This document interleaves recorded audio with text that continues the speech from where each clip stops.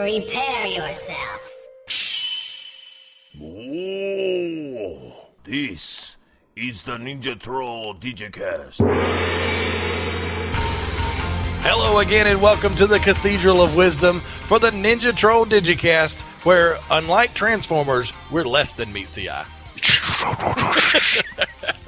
My name is Tim Dixon and I am joined by Mike Worth. Hello. Welcome, Ninja Troll Nation. We've got an episode for you that you can believe in. It doesn't take money from Wall Street. We're going to make Ninja Troll great again. Yeah. Oh, R.I.P. Bernie. Well, today, folks, we explore the multiverse. We're back in the multiverse. We get deeper into the countdown to Final Crisis. This is part 6, which we've named Jason Todd Takes Manhattan. Awesome. And in our movie and TV news, we got a bunch of big and little screen casting news. Mm-hmm. And I'll stab Dragonglass into the heart of this week's Game of Thrones. Awesome. And then in the comic rack, we've got some news about a Hanna-Barbera, our favorite girl band, reboot comic coming from Archie Comics, and some exciting DC Rebirth news. Yeah, there's a lot of stuff with Rebirth. And I tried to get... Did you get the first issue in print? I've got to... No, I haven't yet. I need to go... I think tomorrow I'm going to go to Heroes and get that. Cool. But I got Flash Rebirth, but I haven't read it yet. Oh, I got Batman and I haven't read it yet. Yeah, I got that because I was there and it was there. And Detective in Action are out again. All is right with the world. The renumbered? numbers are back to the way they should be. So yes. All right. Yeah. So we've got a lot of stuff to talk about today, but we got some tidbits to start off with. First off, in birthdays, Mark Wahlberg is 45. Oh, he's got the good vibrations. He's a sexy man. Marky Mark. Robin Lord Taylor, who plays the Penguin on Gotham, is 38. Josh McDermott, Eugene, Walking Dead. Yeah. I reckon I'm 38 years old today. He's 38. Carl Urban is 44. And Frank Grillo is 51. Oh, happy birthday to all of them. Yes. Crossbones. That's right. All right, Frank. And the U.S. Post Office is releasing a new series of stamps featuring the planets. Which ones? All of them. So now the dwarf planets. I don't know if I think they are too as well. So there's Pluto, Huamea, Make, Sirius, and Eris. And right, that are all the dwarf planets. Yeah. Damn, I'm good. So now you can send a picture of Uranus on a letter to somebody. To your favorite Klingon. That's right. That's what I'll be doing. The House of Winchester. 1, 2, 3, 4, 5. Cathedral Road. And in Kerrville. A New Jersey photographer. Jersey. Called Mother Hubbard Photography just did a series of photographs with 24 kids under the age of 7 recreating scenes from The Walking Dead. I want these. They are very, very well done. Wow. Now, granted, there's a lot of people who are freaking out because it's kids. 7-year-olds, yeah. Yeah, it's kids recreating these scenes. Even the Carol, look at the flowers, Lizzie scene. Oh. That would maybe be a bit much. Wow. Because there was a child killed in that scene. But Mother Hubbard, yes, that is expecting from them. I mean, really. But she put the pictures up and she put disclaimers on each one, going, okay, I understand everything was safe. There was no so people are upset. No children were harmed in this. And the picture of Carol and Lizzie, Carol is her child. And Lizzie is her friend's. So it's like, okay, I didn't force anybody into this. And all the kids had a lot of fun. Yeah. They did the Negan, the Negan killing Glenn scene as with well. The bat? Yes. Oh, man. But it's Negan. The kid who plays Negan has got it up, the bat up on it. Yeah, he looks really good. Yeah. They all looked really, really good. Cool. She did a good job of making getting them in costume and making them look like the characters. All right, so yay for art and bad for naysayers. It was I mean, the kids had fun, and she also had a lot of pictures of them having fun, playing and behind the scenes. Yeah. So it's everybody had a good time. Let's not get all too worked up about everything, but of course everybody is, because that's what the internet is. That's right. So, but they were really cool looking. And Stanley and Klaus Janson threw out the first pitch for the Texas Rangers Seattle Mariners ball game earlier this week. It's not exactly the greatest pitch, but come on. Stan's old, man. Yeah, he was like halfway to home plate, and he still didn't make it to home plate. Why can't he eat the first hot dog? Yeah, that he did. Yeah. But the interesting thing is during the game the Rangers TV broadcast interviewed him, and they talked about all the characters that are lighting up the box office, and they named them all off, and they included Captain America. And that he saying you created all these characters, and they named them all off, and he had to go, I gotta stop you. So Captain America, Joe Simon, and Jack Kirby created him. Although it was my idea to bring him back, they created him.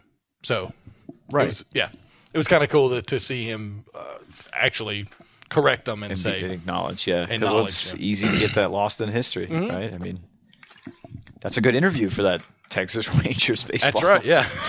They just hit the jackpot. Yeah. I mean, holy wow. But it was a lot of fun to see, and like you said, Stan's 93, so you don't really expect him to throw a strike down the middle of the plate. And Haley Atwell says that who plays Peggy Carter says that Peggy would not approve of Cap's love interest in Sharon Carter. Oh, because she thinks it would kind of creep her out a little bit. I can see what she's saying. yeah. I mean, this is Wait, what is this now? Sharon Carter, Peggy. That's right. You haven't seen Civil War. granddaughter of or Niece, something? grand niece. Okay, Of Peggy. because they're the same age now Yes. in this time. Yeah. And Peggy's old. And they share. Yes, Peggy's dead actually. She Oh, dies right. at the beginning. And that's where. I love. I don't have to spend money on this movie. I know, yeah. You just indulging the entire thing. But that's where Cap finds out that Sharon is related to Peggy. He'd never made the connection. Well, Ooh, I mean, that's weird. It's just the last name, so he'd never made the connection. But she did the eulogy at Peggy's funeral. Oh, he was So like, that's when what the? Yeah, exactly. Nell Carter, what are you doing here? Jimmy? Gary? And they had a moment where they shared a kiss, and they basically said, Whoa. I should have asked you out long ago, or something like that, and stuff like that. So yeah, now Haley Atwell is saying that Peggy would probably not approve of that relationship. She think it's weird. Yeah. I think it's a little weird. So What are you doing after the funeral? yeah, that's Want to hit the sizzler? a little odd. But I mean, to be fair, okay, Peggy and he never really had. Nah. They had mean, some love. They had interest, flirtation, and they shared a but kiss. he went missing before And that was anything it. ever happened. Yeah. If anything, she was with what's the guy? Jarvis voice man. Who was her in the Agent Carter TV show? Oh, Get your act together. Over the there. real Jarvis. Yeah, like the guy who had Okay. the British guy who Yeah, was. They were like the Avengers for a while. yeah. But not the real Avengers. Not But the- British Avengers. The British Avengers, yes. The Brevengers. But he's married. Oh, is he in the show? In the show, yeah, he's married. Oh, So I'm not liking where any of this is going. this is just wrong on so many She levels. just dies miserable and lonely. Speaking of wrong on so many levels, Loot Crate released an Infinity Gauntlet oven mitt, which sounds really cool, Oh no! but it almost immediately had to be recalled for safety issues. Why is it metal Apparently on was it? not protecting your, like somebody was using it and it melted. Oh. So it's cool to just put on the shelf. Why are you using it? I mean, it's a collectible. Just You want to get those muffins I just gotta- right, Timmy. I got to get those. You got to Infinity channel cookies. them. I'm going to use the Crocker gem. I got to get the Infinity cookies out of the oven. The Infinity cookies. Oh my God. But yeah, it was like almost immediately they had to recall the things. And fitness pro Aaron Williamson, who works out with J.K. Simmons, who played J. Jonah Jameson and is upcoming playing Commissioner Gordon in Justice League, posted pictures of the 61-year-old Simmons as he's working out. Dude is jacked up. Oh, really? I mean, like crazy. You would not believe he was a 61-year-old. Is this the guy in the Farmers commercial? Yes. Yes. Oh man, he's jacked. He is jacked, and now he may be getting jacked because he's getting ready to be on screen next to Ben Affleck and Jason Momoa. Yep.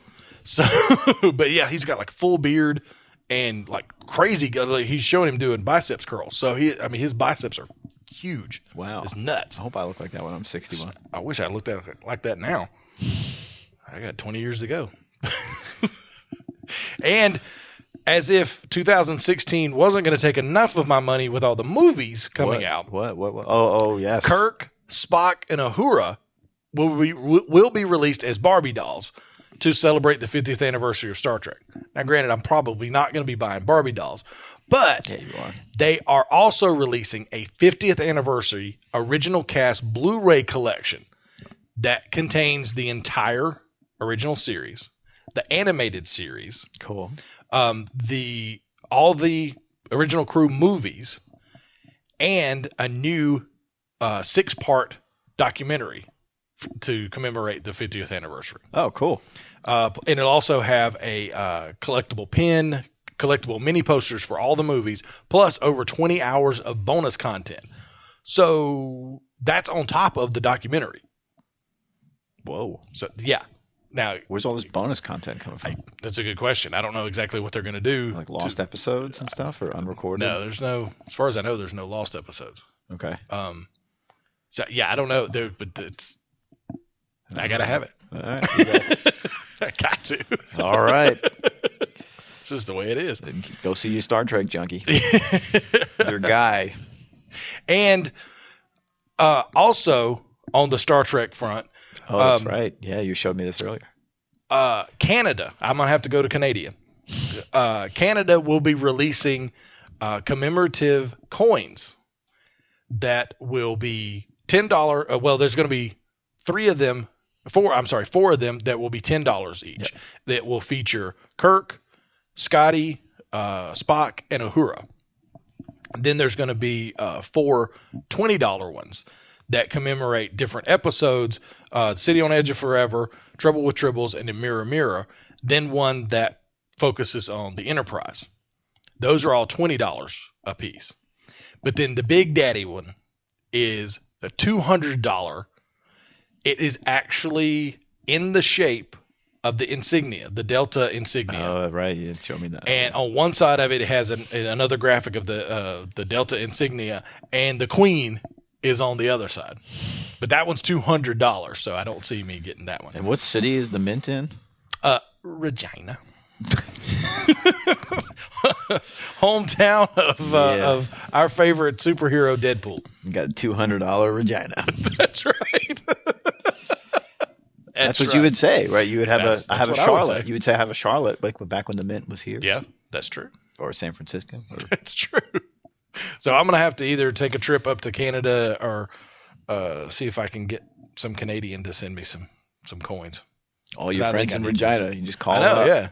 Just get them straight off the mint and send them right to me. As soon as they, like bonbons. But they're actually they're colorful. They're not just like just a gold and metal. Yeah. Oh, cool. They're actually. That's right. They do have like some tinting or graphics. I'm not sure exactly how they do that, but it's they're full color. Cool. Which is the scene from Mirror Mirror is the one where Spock is forcing McCoy against the wall to forcibly mind meld with him, which is it's pretty scary. So it's pretty. The coins look really, really cool. So nice. And for a coin collector and a Star Trek freak like myself, it's just awesome. You got to see the look in his eye right now, folks. Oh no, I really need them. I really do. Triples. All right, let's head right into our movie and TV news. Meanwhile, back at the Cathedral of Wisdom, it's the movie and TV news. next on the Ninja Troll Digicast. All right, first thing, Suicide Squad has officially been rated PG-13. Oh, right. So Emma's going to be happy. She can actually go see it. Oh, It didn't end up with an good. R rating. So. And how far away are we from Suicide Squad? It's August. I think it's the 1st of August. I'm not sure. Oh, man, that's so far. Yeah, for some reason, there for a while, I thought it was.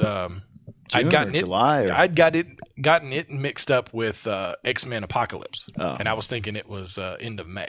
Okay. But it is August. I'm waiting on my browser to come up so I can look it up. Let's see what the actual date is, but I think it's early August, August 5th. Cool. So, but it has been given its rating now of PG-13, but they haven't ruled out R-rated sequels or maybe the offshoot movies, which now it's all the rage to make R-rated movies, but I don't know. We need that.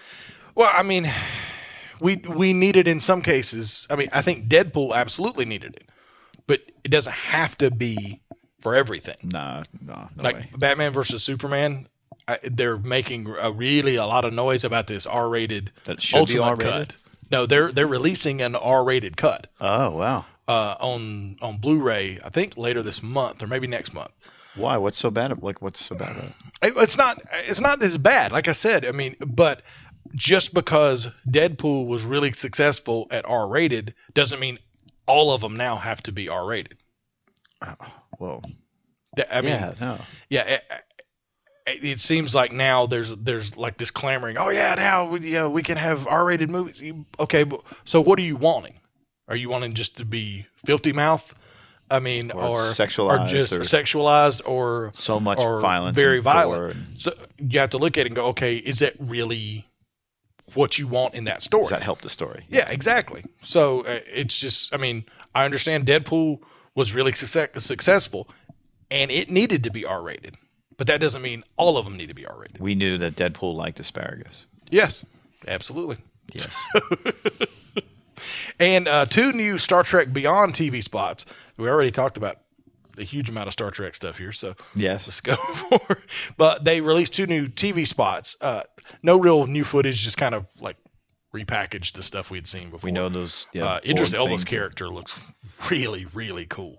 I think it's gonna be a good movie. Yeah. I mean, whatever that new race is, I'm dying to sort Yeah, I of know all want about to know them. what the story is behind it. And then the girl, who joins who's up another with race. them? So I'm interested. Okay, where's that? Are they attacking her planet, or what's going on? Right. Because she seems like to be a refugee, but like a refugee who's been through this for a while. Right. She knows what she's doing. She could be setting them up too. That is possible as well. Vija. So, Michael Barbiera has been cast in Spider-Man: Homecoming. The 14-year-old is shooting The Dark Tower now. Oh, Stephen King Yes. movie. Cool. Yes. And he will be reportedly playing a new character, but it will be based on the Ultimate Spider-Man character, Genki, who is Miles Morales' best friend, who knows he's Spider-Man. Ah. So he helps him out a lot, covering for him a lot of times. I But never he's- read Miles Morales, but It's really good. It is really good, and he confided in Genki and told him, because I mean it's his best friend, so he knows something's going on. right. So he confided in him, and then he ended up confiding in his father, and his father left. Damn. So that was pretty. It was pretty crappy. That was a waste. Yeah. Thanks. He ended Dad. up coming back later and apologizing for freaking out, Uh, but still, yeah. That was pretty crazy. that sucks. Yeah, it sucks. Yeah, exactly. So it'll be interesting to see how they work that character into the Peter Parker story, because Peter never had a confidant like that. No, everybody didn't know. Yeah. Yeah. Yeah, so it'll be interesting to see how that gets folded into the story. Yes. And in the upcoming reboot of Friday the 13th, Ooh. we will see Elias, Jason Voorhees' father, which I don't. They remember that They from never the showed original. him. No. I think they may have mentioned him a couple times in the original series, but Well, I bet probably in the gravestone you see it. probably. You see the dad, because the mom, yeah, obviously is dead in the first is one. he? I then her head is in the trailer. Little nutso. Oh God! Remember that scene where she put the sweater on and she's like, Jason. Oh man. Yikes. Yeah. I love those movies so much. Yeah, the first couple ones were really good. The trilogy, yeah. Then it started falling off. I'd say after 5 it fell off. Did it? Like, well, the first time Jason became super, yeah, that got like when he got hit with the lightning, the new beginning. Yeah, I think that was 6 probably.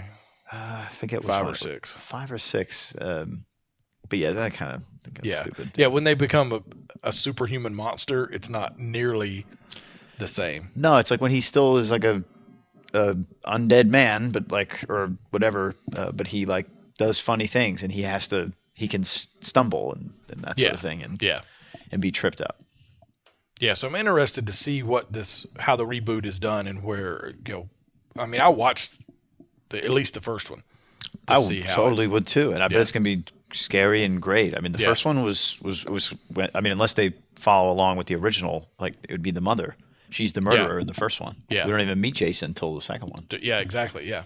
So I mean, I'm looking forward to it. So, and it'll be interesting to throw the father in to see a little more. It's probably gonna be that story. Beat him up and. Oh yeah, I'm sure. Horrible. Yeah. Something happened there. So. Something went wrong. And Jeff Johns has confirmed that the title of the Justice League movie is Justice League. Oh, there were so many people saying that they thought it was going to be Justice League, then plus something like Gods and Monsters or what was it? What's the video game? Injustice, yeah, or something like that. That it was going like Batman versus Superman: Dawn of Justice. It was going to have a subtitle, but he finally just come out and said no. The Justice League movie is going to be called Justice League. I think it's interesting that it originally was supposed to be Justice League Part 1. Oh. Now he's just saying it's Justice League. Does that mean there is no Part 2? Uh-huh. I think that's an interesting... Or is it... I mean, you think about, like, was that the original plan? And then maybe now, instead of doing that, they're going to do more standalone movies. Maybe, yeah. Because it could be when they originally announced all of them, they had... 2 movies, Justice League Part 1 and Justice League Part 2. So it'll be interesting to see does that mean that plan has changed? And if Justice League doesn't do well, then they don't want to be hanging around with a stinker behind the curtain. Yeah, no, I hear you. Yeah, so I just thought that was interesting. Yeah, I mean, we got so many standalones born out of these new movies, so and I think they're gonna do them. I think Suicide Squad is gonna. I mean. Even though Batman versus Superman made tons of money, it still was a disappointment to the studio. Really? They thought it was going to be both the critical better. Yeah, make more money or make more money, and they thought it critically was going to be a little better, or accepted a little better. So they have cooled off. That's why Jeff Johns is now the head of the DC Cinematic Universe. And think about it, they've always made money off of Batman and Superman, or toys, right? But this film wasn't so much for kids. No. So like they almost sort of cut out the merch market, right? Yeah. Almost in a way. I mean, they still have it, but they haven't. They're stupid toys. Yeah. They're not like. I mean, they're not fun. They're like too serious and too realistic. It's like. Give me Calendar Man, like, and shut up, you know. Yeah. So anyway, well, I'm glad Jeff is in charge, but I'm a little underwhelmed by the name. Yeah. You'd think a little more, but you never know. Not even of America. Well, like I've noticed they haven't said that at all because I guess they don't want to say that it's just an American team. Because realistically, they protect the world. Yeah, and there's people on it from all over the world. Yeah, so. Yeah. We could have Justice League Europe. That's true. That would be awesome. Great Lakes. There was a Justice League Antarctica. Really? Yep. Nort was on that team. Did they fight Penguin? Yes. Penguins, like not the supervillain, just actual penguins. Oh, it's like an army of supervillains. Yeah. So, and also from movie news, This is pretty interesting. Movie news. Joe Quesada says that Marvel still owns the rights to Namor, the Submariner. I've always heard differently. Oh yeah, because of Fantastic Four, right? Yeah, but he said now he may be wrong, but he says that they still own the rights to Namor. It is Joe Quesada. I mean, it's not like it's not like just some schmo. He's like the publisher. He's the best schmo at Marvel. He's the head schmo. So I don't know. I mean, maybe like, well, we own Prince Namor. Yes, exactly. There'd be some variation. The evil version. Yeah, you may have the good one. You can have the one in the green panties. I'll take the black and gold. Yes, one. It'd be interesting. I would like to see a Namor movie. That'd be awesome. Especially with a captain or a Aquaman waiting in the wings now, right? I mean, it would be super cool to have an ocean character. Yeah. Or have him, included in like an Avengers movie or something like that. I mean, will he look though like underwater Spock? Yeah. Will he look like the current Namor? Right. Or will he be the one in the green panties with the wings on his feet? Yeah, the wings. So that's the real question. So, Mackenzie Davis has been cast in the Blade Runner sequel. They have announced, other than Harrison Ford, they haven't announced any character names at all. I mean, we know that he's playing Rick Deckard. He'll just be Deckard, and then we'll have all new. Yeah.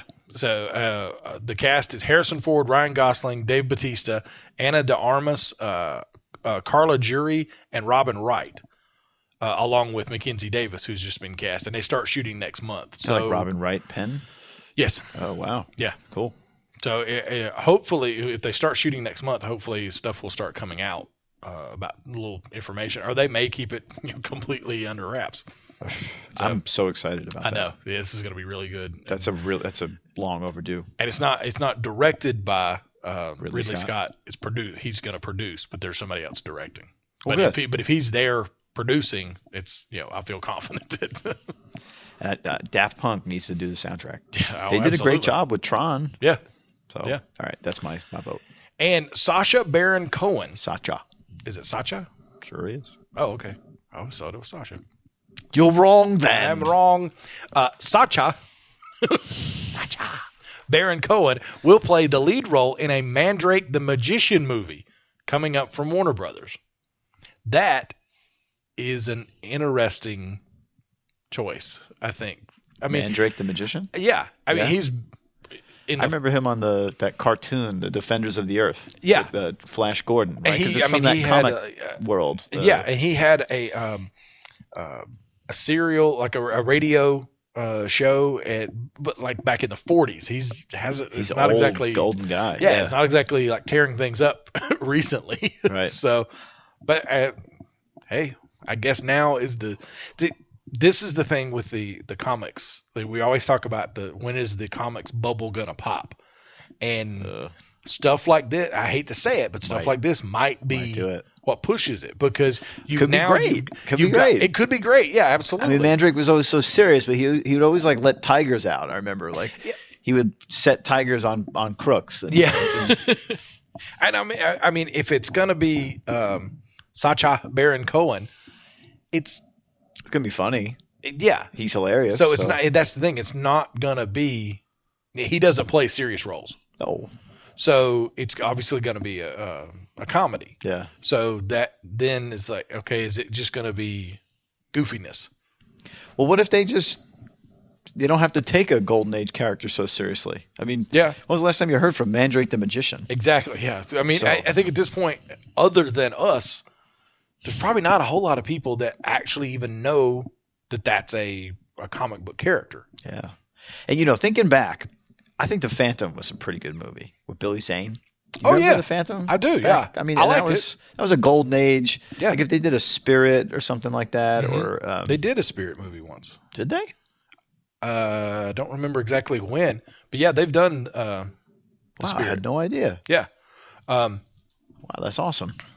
That's obviously what's his name? Eisner. Yeah, 2008. Get out. Yeah, very stylized, very almost like Sin City. Sin City. Yeah. Very noir. Yep. Oh, I want to see this. I didn't Yeah. even know it came out. Yep. Maybe I just didn't care then. There you go. See? Yeah. And it was directed by Frank Miller. So there you go. I'll be right back. All right, so we have hopes. We do. We Yeah, always for have Sacha hopes. Baron Cohen. He's Borat. It's- He's like, let me show you a trick. Now, the next DC animated film will be Justice League Dark. Ooh, That'll be interesting. that's a recent story, isn't it? Yeah, this New 52 is when that came out. It was crap then. They were introduced as part of the New 52, featuring a roster of John Constantine, Zatanna, Madame Xanadu, Oh, Dead nice. Man, Enchantress, and Shade the Changing Man. No Spectre? No. Hmm. And they were, which makes sense, yeah, now that you mentioned that. They were teamed to deal with supernatural magical threats. Why would Spectre not be involved Or with that? Fate? Or Yeah. Or what's his name? The other magician. The magician, right? Or what's his name?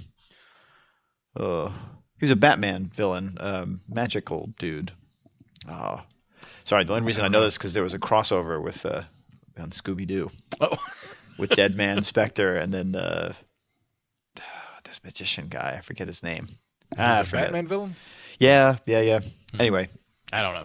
Yeah, but but I think This should it'd be good. I think that lends very well to the animated movies that they've been doing now. they've been so good. Yeah, I think it'll be an introduction to some characters that don't use. I mean, when have you seen Shade the Changing Man as an animated thing? Which I mean, Shade the Changing Man I think is a good character. It is never It's hard to pull off. So now Yeah. with animation, they can do what Yeah. they want with them. They can do that, yeah. Yep. So that'll be interesting to see.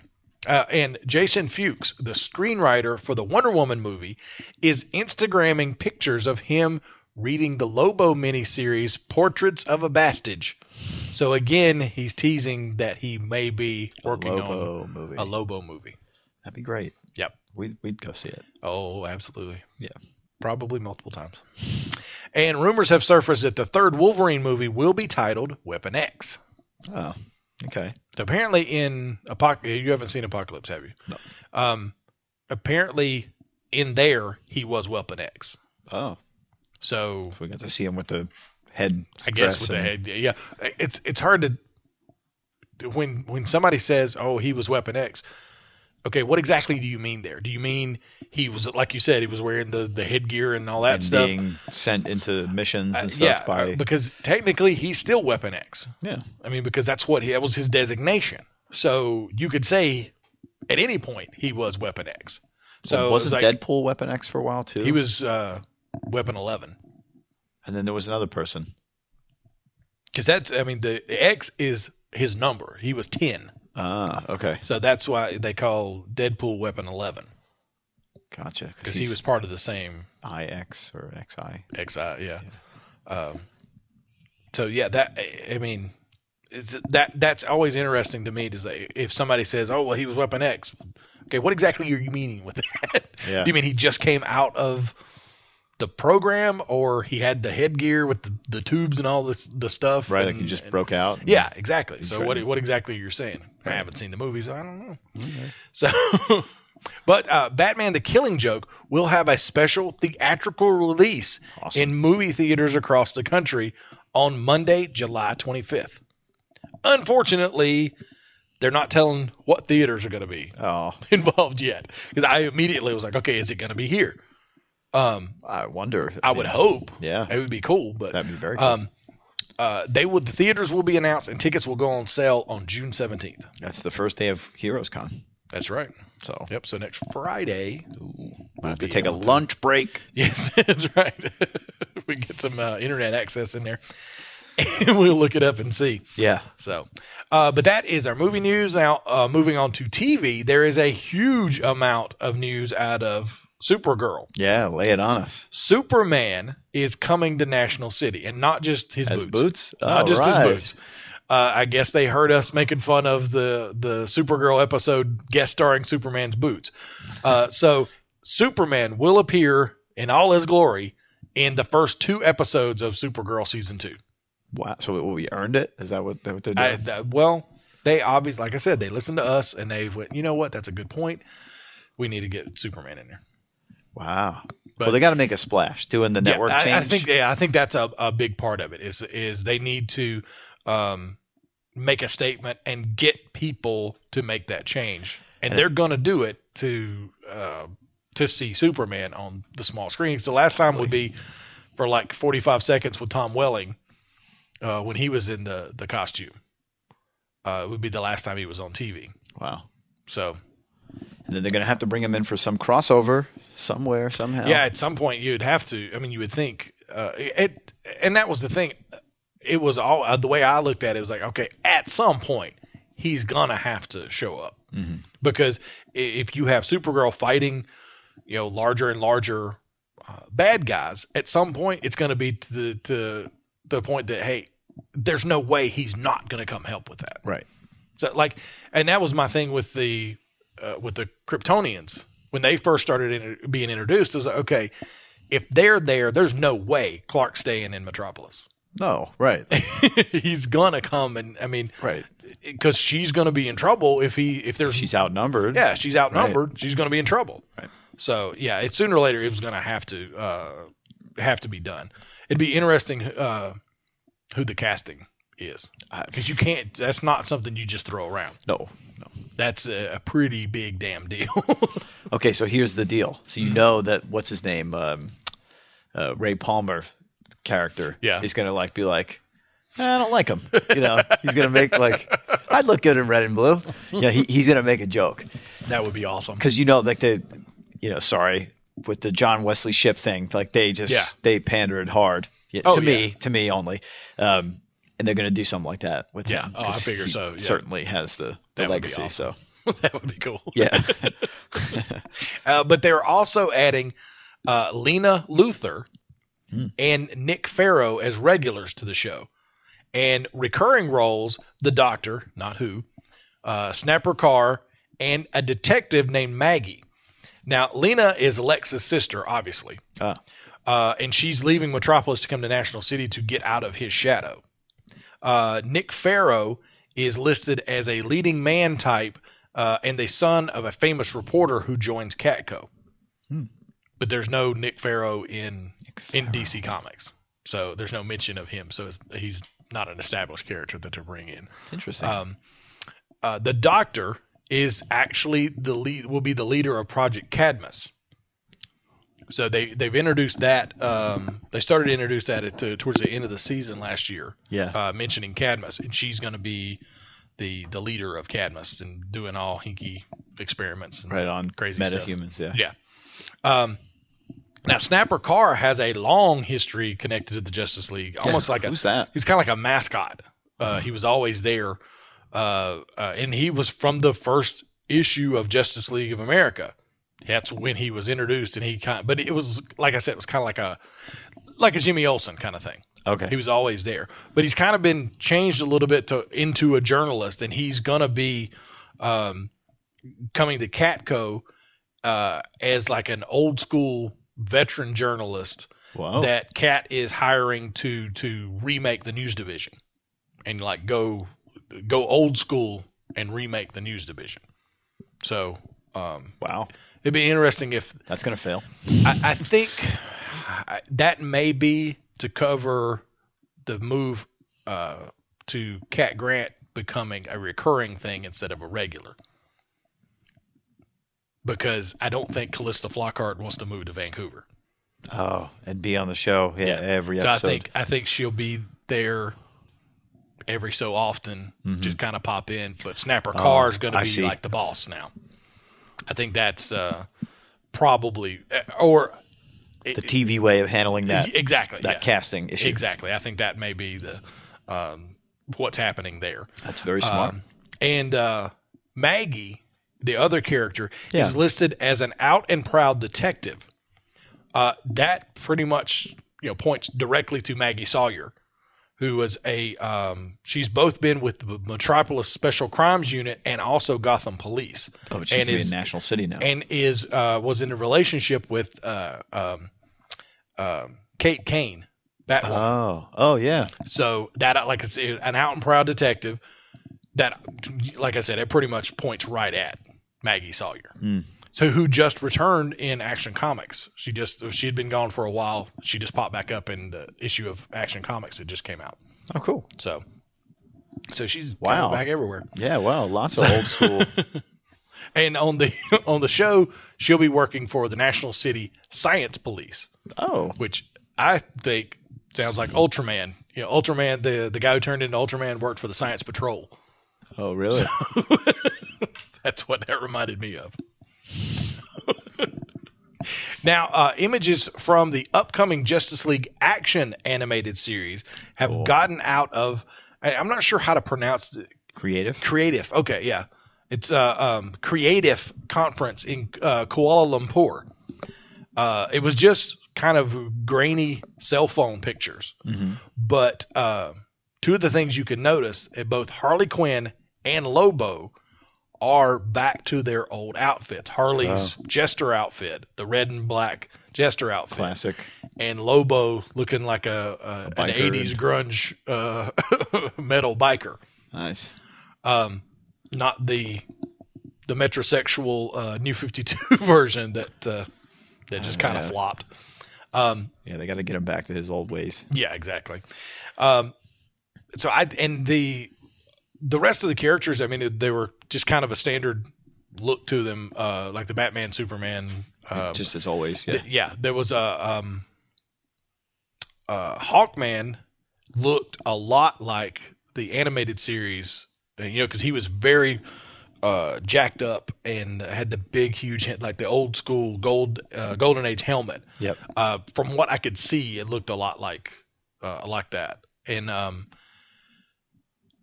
if it was, there was one character that you couldn't really tell what it was. It looked almost like the Riddler.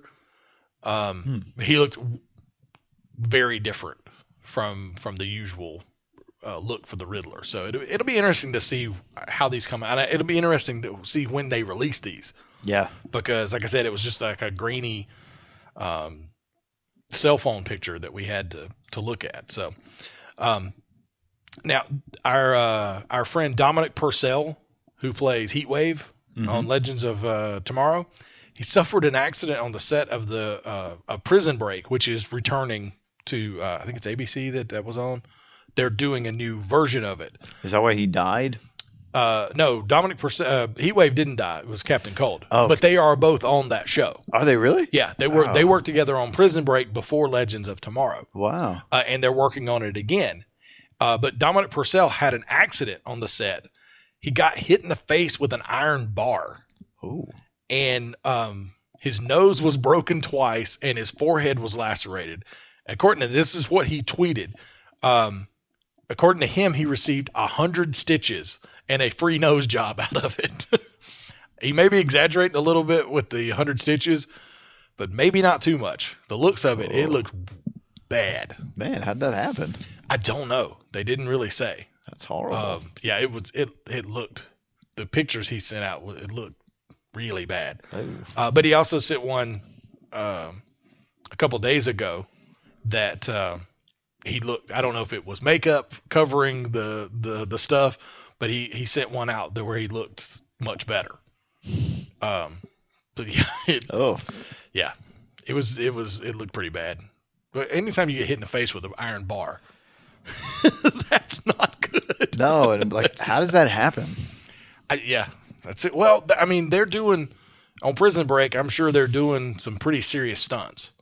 So where's an iron bar swinging from, or like around? You walk it's into prison. It? Yeah, right. If you got maybe he got hit in the face with a jail cell, like a cell door. Oh, I guess that's true. Yeah, that could. Maybe I don't know. He may have fell. Maybe he'd fallen and poor guy, like face first into something. Workers' comp. Yeah, no kidding. Yeah.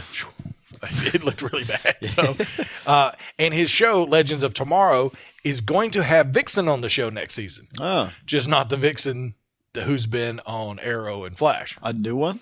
They're casting a new. It's the same character, but they're casting. It's one out of Timeline. It's an earlier version, so they can get away with that. Well, the reason they're getting away with it, Megalyn Kunowoki. Okay, good. Close enough. Good job. Yeah. The lady who plays Vixen is not available because she's shooting a movie. Oh, So they wanted to use the character, so that's how they came up with a way to do that. I think it's still use her later too. if Yeah, they want exactly. to. Yeah. So Better hope this other Vixen doesn't kill it. I know, yeah. She better hope that. So, but they'll be, it'll be, it specifically says a previous Vixen. So I'm not sure if they are going to cast a younger character. I mean, a younger actress To play her from a yeah. previous time. I That'd hope be she's like interesting. 70s Vixen. That'd be great. It'd be awesome. Yeah. And now we're to our Game of Thrones update. So. Yeah, we got a little bit of a Game of Thrones update. This past weekend episode was incredible, as they all are, and it's so sad. There's only 3 left in the season. That's exactly what I was about to ask. How many were left in the season? Because they're not. We're going to enter a show hole quick. Yeah. So in 4 weeks, Mike's going to be like, "That's great, Tim. Yep. Okay. Spend the comic rack." But this week was really good. We had some characters who we haven't seen in a while come back. Some people we thought were dead are still around. But this was Who did we think was dead? the Hound. Right, we hadn't seen the Hound in yeah. a while because Brianna took him down, and yeah. So this was called The Broken Man, and this is the 7th episode, and we're in season 6, of course. And so Sandor Clegane, right, who's basically the Hound, he's joined this pacifist community of a guy named Brother Ray, and he's become a pacifist. Yeah, well, they saved him, and he's been put to work. You see these people building this like what looks like a little sanctuary of some sort. They're framing it out. So something's going to happen to push him. And this gotta dude push is him too walking far. and carrying his own tree log, while everybody else is two to one end. And it's the Hound, and he's a good worker. But the guy, brother, he does he's always done what he's told. pretty much, and he's yeah. as strong as get out. So Yeah. it's but this guy, Brother Ray, who runs the community, he wears like a little 7-pointed star, and he's like very charismatic and very involved in everything. But he used to be a soldier who basically has now taken on this whole pacifist type of thing. And crazy. There's like a neighboring clan or family or whatever, and basically comes over and says, "Well, what are you guys doing here?" You know, and they're like, "Oh, we're doing the Lord's work or whatever." And the guy was like, "Oh, okay." And they're like, "Well, what are you doing here?" And he's like, "Protecting the people." And then the Hound goes out to chop wood in the forest, and then hears something and comes back, and those people have basically slaughtered the whole congregation. Yeah. And Brother Ray, who like finally gets to him and says like, "Be who you're gonna be," is dead, hanging from the center of the church. See, like I said, something's going to happen that's going to make him go shell on somebody. Totally. And there it is. But he was very like passive dude. Like you could see that he could do this forever. You know, and just do this life, and he'd be okay with it. Well, his brother is basically just kicked the crap out of him his entire life. Well, now the mountain is like a demon or like some undead type of thing. Yeah, he follows Cersei Lannister around. He was brought back to life after the dude from Dorne killed him, that prince. Oh. But then he killed him by pushing his eyes into his skull. Holy crap! Oh, yeah. You got to see that episode. Good Lord. You missed a good one. Yeah, the mountain is no joke. Oh, yeah, no kidding. But meanwhile, in the north, Jon Snow and Sansa Stark are together, and then Davos Seaworth, who is the former general for what's his name, Stannis Baratheon, who's now dead. They attempt to now go around and ask all the houses of the north to join them, and they get like 46 guys.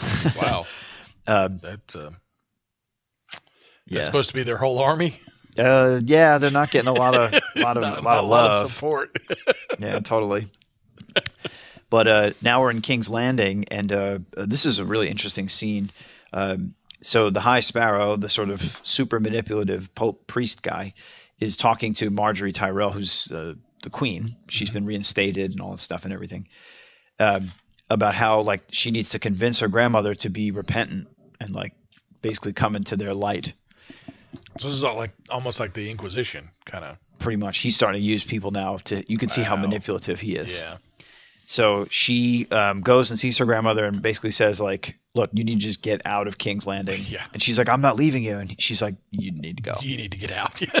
And hands her like a little piece of cloth that has a rose drawn on it. And we don't know yet what that means. It might be a symbol of something. Okay. Because the grandmother makes a face like, which might mean I'm about to kill everybody here. So like come back in a little while and everybody will be dead. So it's all good. I'll take care of things. And now Cersei Lannister, before her grandmother is about to leave, Cersei Lannister basically goes to ask her, like, hey, we should team up. Like, this is going to be a big problem. And then the grandmother's like, yeah, it's nice because the reason all this is happening is because of you. Because you wanted to. And Cersei is like, well, then I'm sorry. And basically begs her. And the woman still says no. Yeah, Cersei's been, because last time I was watching, she was just being evil to everybody. She got broke. Yeah, she got broke. She got broke at one point and is now like trying to reclaim.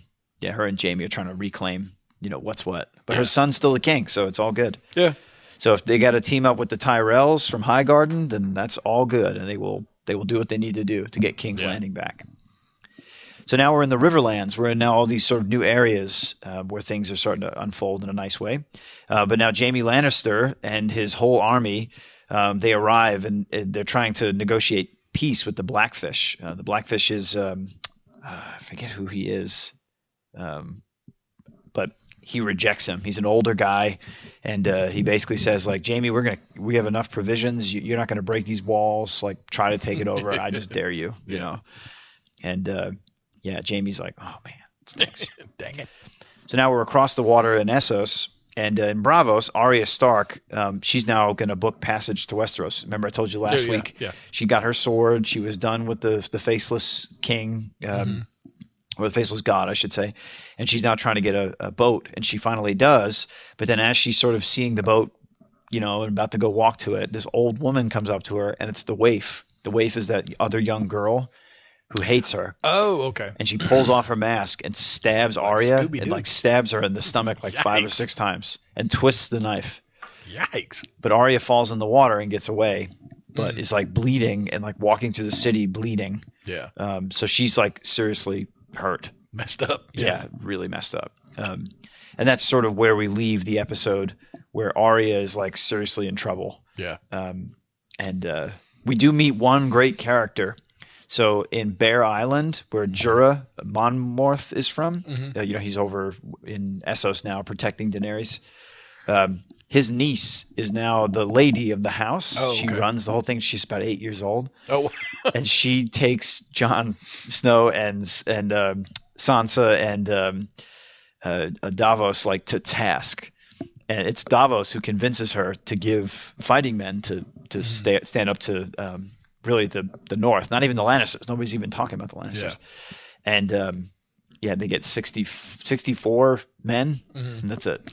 Yikes. So, but they're starting to build the forces. The next week's preview looks pretty amazing. The episode's called No One. Of course, it's on this Sunday, and it looks like things are going to be amazing. And we've got just 3 episodes left with that one included. And June 26th, actually June 27th, I'm going to be officially depressed because I am out of TV shows to watch. Yeah. So, Timmy, that does it for us with our Game of Thrones wrap-up. All right. And that wraps up our movie and TV news. We're going to take a break, and when we come back, we're going to take a spin of the comic rack. Our hailing frequencies are always open. Find us on Facebook, Twitter, or Instagram. Just search Ninja Troll Digicast or drop us an email at ninjatroll@digitaltuxedo.com. How to be a great dad in 15 seconds.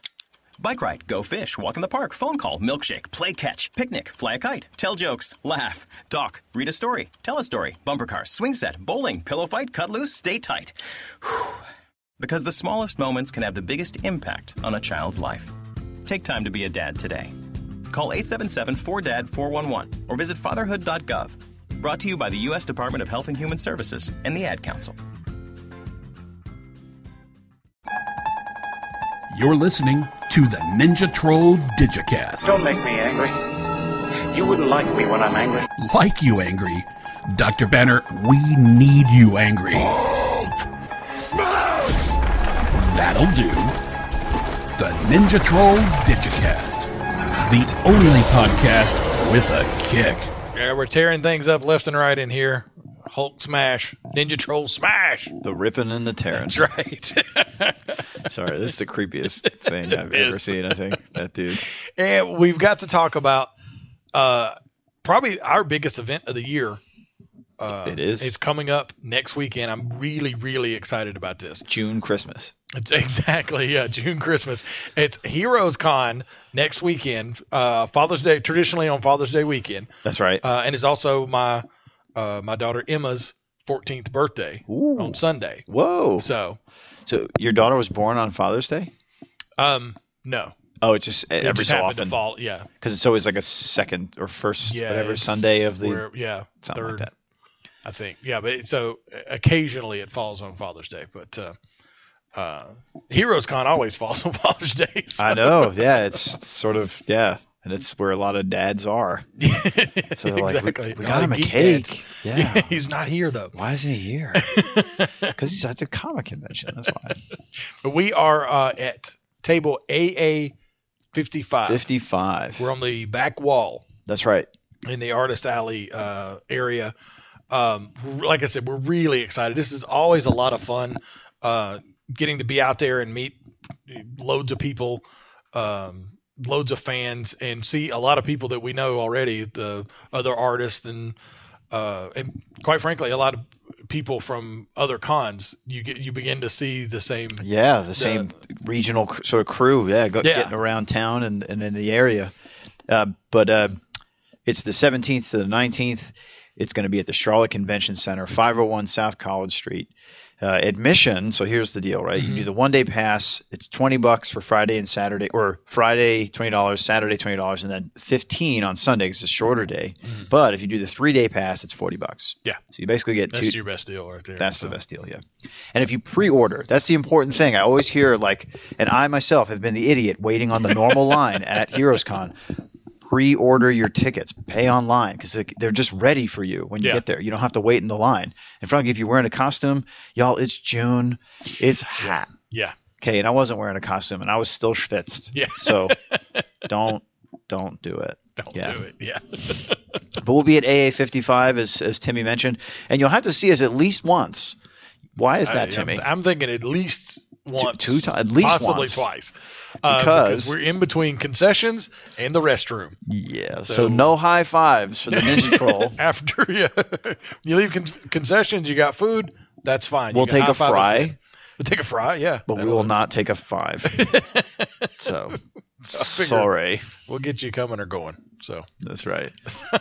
And are we going to do we talked about it last year, and we've been sort of thinking about it. Are we going to do a Heroes Con episode? Yes, I believe we are this year because actually I started looking at the episodes that Mike and I have done as the host of Ninja Troll.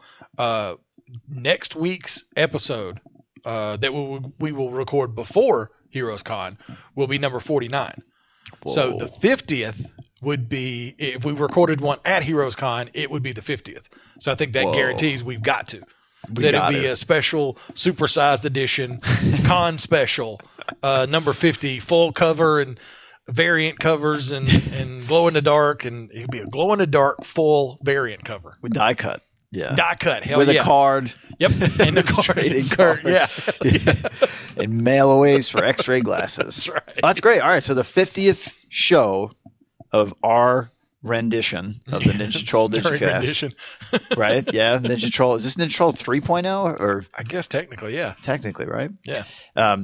Yeah. Will be our 50th show. Nice. We'll have to do that. We have been consistent. And like granola, we've been consistent. And we will take a third mic so that if somebody comes by, they want to be involved in the show.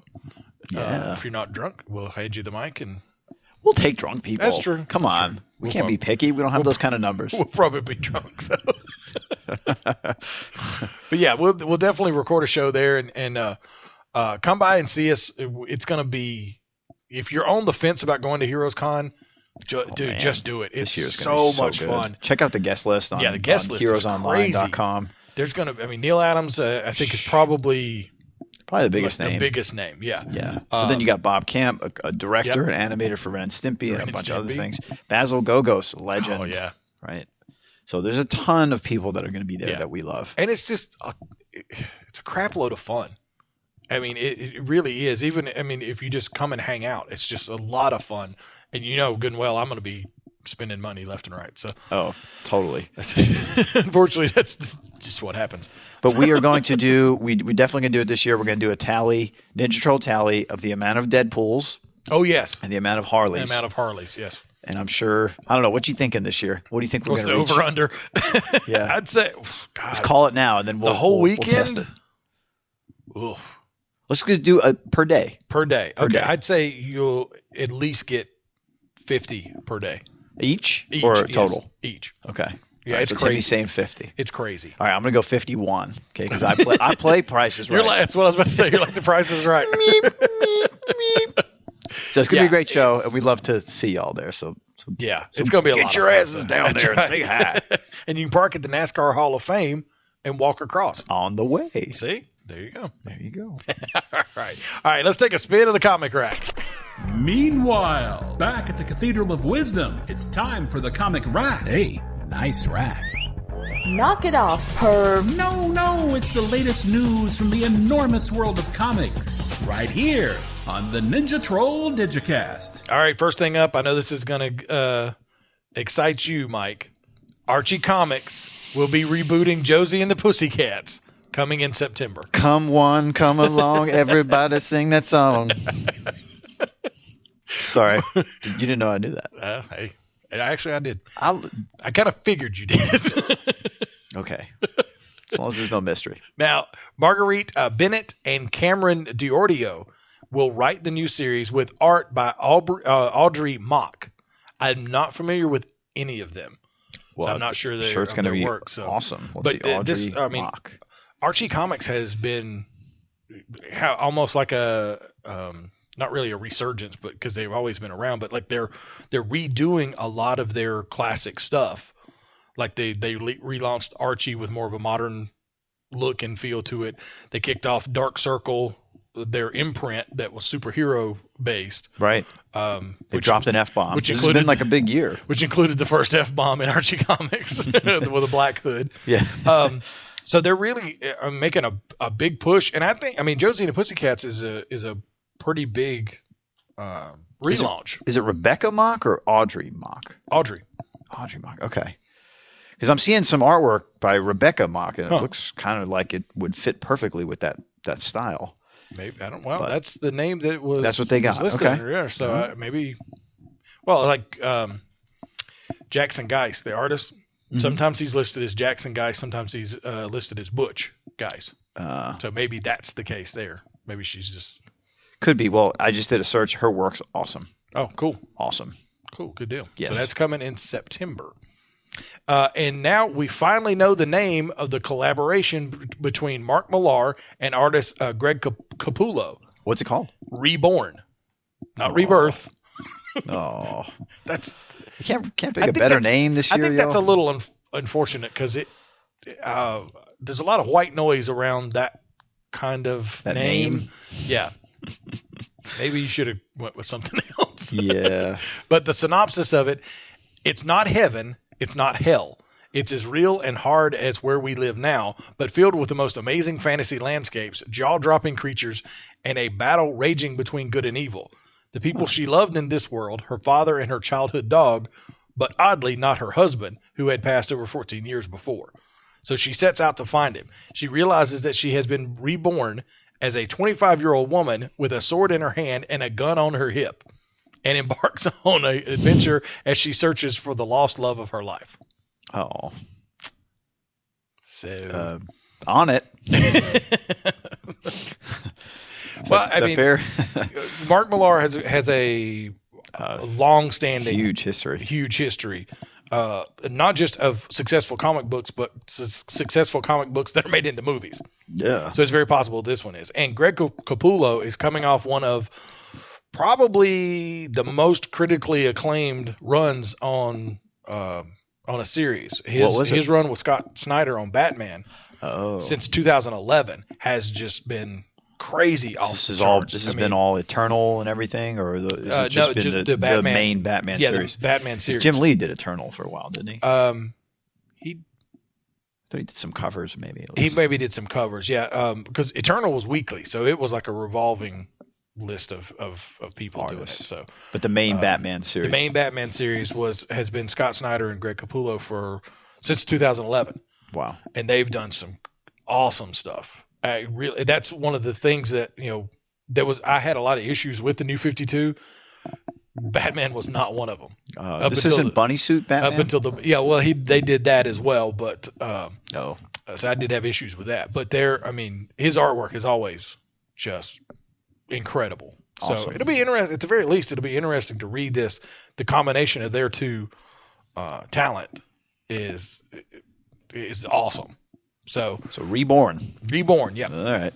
And speaking of something, Green Arrow Rebirth #1 is heading to a second print after historic numbers, nearly 100,000. See, I don't get this because when I went to Heroes, they were like, "We have Green Arrow Rebirth," and I was like, and they said everybody's saying that, and I was like, "Oh." I thought it was really good.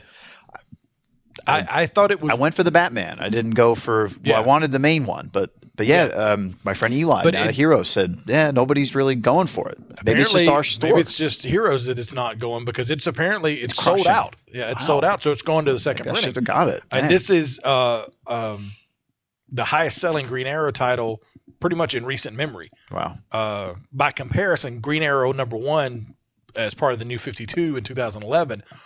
Sold around 56,000 copies. Oh, okay. So good job. Yeah. So apparently it's going other places at least. Well, but like I said, I thought it was pretty good because all of these Rebirth one shots have been a little light on story. Mm-hmm. And big on what? It's more of telling you who these characters are. So you're not necessarily you're not necessarily going to get a compelling story. Okay. It's gonna tell you who that character is. Okay. And with Ollie, it's telling you he's back to being the radical lefty liberal. Exactly. Okay, cool. And he was at the beginning of the issue, he was full beard, but he shaved it down to the goatee. By the end, because it was almost kind of a running joke. They saved a kid, and the kid called him Mr. Beard Man. So, but he also meets and starts to work with Black Canary. Oh, so that was something that had been missing from the New 52 that with Rebirth they're getting back to. So good. But yeah, I thought it was very good, and it set up. A pretty good run. I think it sounds like you're Green Arrow #1 comes out. Yeah, you're in a good spot to have some good adventures with the two of them. Cool. So yeah, it was more of, like I said, it's more about setup of both the character and like where they're going with the stories, because they find an underground society that is stealing homeless people basically, and then probing them? No, auctioning them off as like slave trade. Oh, wow. And when they find where they're doing this, there's a bunch of video screens with other people, like I guess the people that are buying them. They're all masked, and one of them is the Court of Owls, the thing that's in Gotham. Oh. So it's essentially they're now saying there's a society like that in a lot of different places. Oh, so wowee. Yeah, so it's like I said, it's a good setup. Okay, yeah, we'll see if they carry through. Yeah, so and apparently, like I said, other places it's selling well. Apparently not at Heroes, but DC also released a look at Wally West's new costume, designed by Titans artist Brett Booth. I'm not a huge fan of Brett Booth. He actually had a run on Flash recently, and I was pretty happy when he moved on to something else. Oh, that's right. You mentioned him. Unfortunately, he's moved on to something that I'll be reading as well. So I'm like, dang it. Sorry. But it has. They do listen to the show. They do. It has 2 different shades of red, the regular scarlet, and then like a darker burgundy. Cool. Then it has white lightning instead of yellow, and a slightly different lightning bolt design. Instead of the 2 jags in the lightning, it's just 1. So it's a simpler design. It looks a lot like, or it reminded me a lot of the Justice League animated series look. Because the insignia was that way in the animated series. I like it a lot. Yeah, it looks really good. And the top of it, there's no He's got the overhead open head. cowl. He's got the open head to his cowl. I like it's kind of like Barry's costume, but bringing in the open top. That Wally's signature. It's like a signature, it's like a mixture of his Kid Flash, which was two different colors. Right, It was yellow and red, and the open cowl, and his Flash costume. So it's kind of combining the 2. I like it. Yeah, I think it does look good. So, and there was a familiar face in this week's issue of Howard the Duck, Leah Thompson. Ooh. But not as Beverly from the movie. She appears as herself, hiring Howard to help her find her missing memory, which will eventually link in some way to her part in the original film. So that could be interesting. Wow. How that's going to work, I don't know. Are they going to do a Howard the Duck movie? Another one? I hope not. Wow. It'll be R-rated. I remember Leah Thompson. She was great. Oh, Leah Thompson is great. Yeah. She still is. But, yeah, it's going to be kind of weird because she's playing herself, and then she'll be somebody who played a character in a movie of the comic she's in. It's going to get like headache inducing real quick. It's like that when you ball up socks and one's inside out. You kind of don't make sense of it for a second. And you're like, how does this work? What? That makes about as much sense as this Howard the Duck story. I'm glad you just went with me on that one. And Captain America, Steve Rogers #1, the controversial issue, it has sold out, and there will be a second printing. So all you Hydra-loving commie scumbags can go read it. Now I have calmed down a good bit about that. I still don't know if I like just that decision, but I understand what they're doing. I mean, they're getting people to read it. It's sold out. And you know it's going to be temporary. Well, exactly. Rebirth's crushing, so they had to they don't have a crossover story right now. Well, Civil War I II. guess Civil War II, yeah. Yeah, I read that too. And good? It was very good. And Tony is really pissed. Really? Because thankfully, you only see Rhodey die in, like, somebody's telling him. But somebody, I forget who it was. Oh, it's Mary Jane because she's working for Tony now. She comes and she says, he's like, I thought I told you to don't interrupt me or something like that. And she says, it's Rhodey. Well, he's going to have to wait too. And she says, no, Rhodey's gone. And so he then goes and, but there was something that kind of struck my ear when he goes and finds him, or that goes to where they're at, because they fought Thanos. Mm-hmm. Carol, Captain Marvel, Danvers, and the Ultimates, they were going to fight Thanos. Rhodey was there, so he suited up and went with them. And that was Tony's big thing. It was like, okay, he's not even on your team. Why was he there? Why'd he go? And then he was just basically raging. And Carol says, he was there visiting, and then later he's talking about he tells her flat out, you killed my best friend. And she says, you're not the only one that loved him. Oh, Carol. So are they implying? Oh, Carol and him had a relationship. Oh, did they? I didn't know that. Well, I read the Civil War 2 like Free Comic Book Day, Okay. 0 or whatever, and he shows up and he's like, "What? I can't come by and say hi," right? Like she was like, "What are you doing here?" And then that Okay. was just So before there's- that had gone down. So that was the thing I got. It was like they're implying that there was a relationship there. Oh, they got starry-eyed for Okay. like a good panel or two. Okay, cool. It was good. When she had a bandage over one eye, so I don't know if Ooh. she was damaged as well. Well, I didn't see the Thanos fight.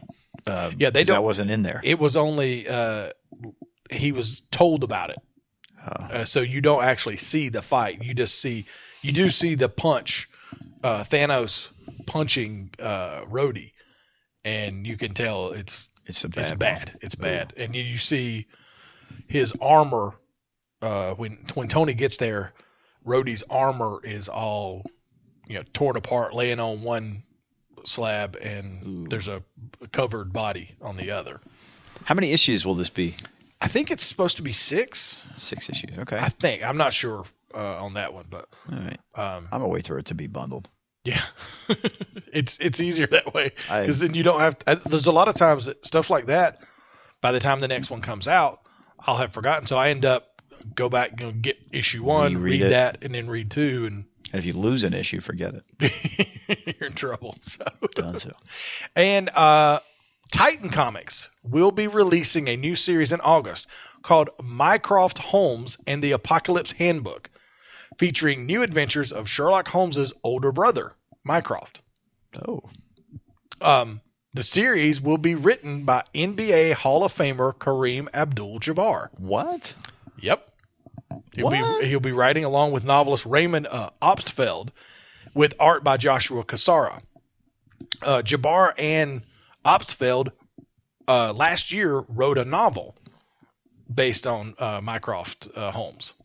Wow. So yeah. I had never heard of Mycroft Holmes. I didn't know he that was ever- mentioned in the Arthur Conan Doyle books, and he is actually a better detective than Sherlock, but he doesn't have the ambition and drive to even go out and do the field work. Like he'd rather, and this is like a quote from the book, he would rather be thought wrong rather than go out and prove that what he believes is right. Damn, because he's lazy? Basically, yeah. Basically. So yeah, he's a better detective than Sherlock, but just doesn't want to do the work, basically. Fantastic. Sounds like a nice older Now, brother. that's the way he was described in the books, but if this is going to be A whole new it sort of may expanded be universe. and it may be a different take on him. Totally. And it looked the artwork that they released, it looked like a younger guy. So they may be changing the story. Maybe a little bit. I mean, if Kareem Yeah. Abdul-Jabbar is involved, I mean, how I'm interested to. I mean, because you just need a three-part name to write Sherlock Holmes. Oh, there you Seems go. to Yeah. be. They're like, oh, he's good. Yeah. Kareem Abdul-Jabbar. Perfect. just 3 names. Wow. See, it all makes sense. But I'm interested to read it. So, because I mean, You like Sherlock Holmes? I do. Yeah. Cool. Yeah. Then So full report. yes, absolutely. I'll do that. All right. Well, that wraps up our comic rack. We're going to take a break, and when we come back, we're going to explore the multiverse. Just now, another kid dropped out of school. There's one every 20 seconds. Over 200 kids an hour. That adds up to nearly 5,000 kids every school day. If we do nothing, 3.5 million kids won't receive a diploma over the next 4 years. But there is someone who can change that. And that someone is you. United Way knows that kids who have a caring adult in their life are more likely to make it. So make a pledge. Tutor a child who needs help. Mentor a kid who needs someone on their side.